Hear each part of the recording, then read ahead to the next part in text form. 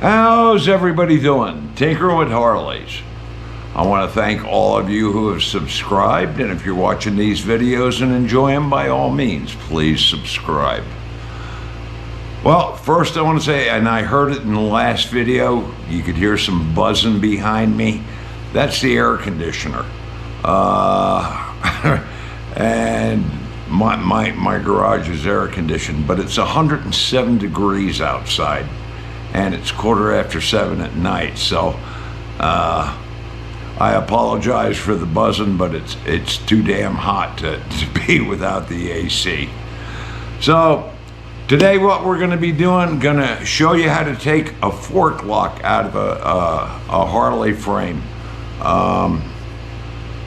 I don't do a lot of watching on YouTube, but from what I've seen, I've never seen anybody do one of these. So since I'm taking this frame apart to get ready to go out, it's one of the things that has to come out. So I figured I'd show you how to do it. So we'll get right to it. Okay, this is your fork lock right here.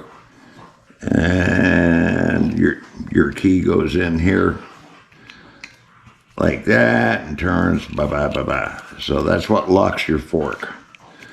So we're going to take this out. So what you need, obviously, you need your key, and you need a 3/32 Allen wrench, because under here there is a lock screw or a pinch bolt, whatever you want to call it. So we're going to go ahead and stick that up in there like that. And we'll get it in there. It's up there pretty far. I know, Muggs.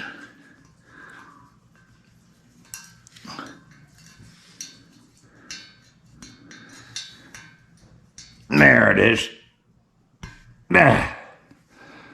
Okay, now we're going to take this completely out. Normally, if you were doing this, you'd probably just loosen it up, but since this frame is going out, to get powder coated, this stuff all has to come off, because otherwise it'll get powder coated over it, and that doesn't do me any good.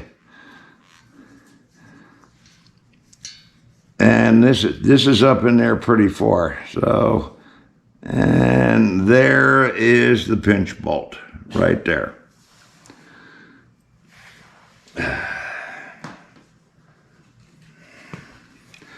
Next, you take your key and you put it in there and you turn it and you wiggle it. And it comes right out just like that. And that's what it looks like. And that's all there is to this.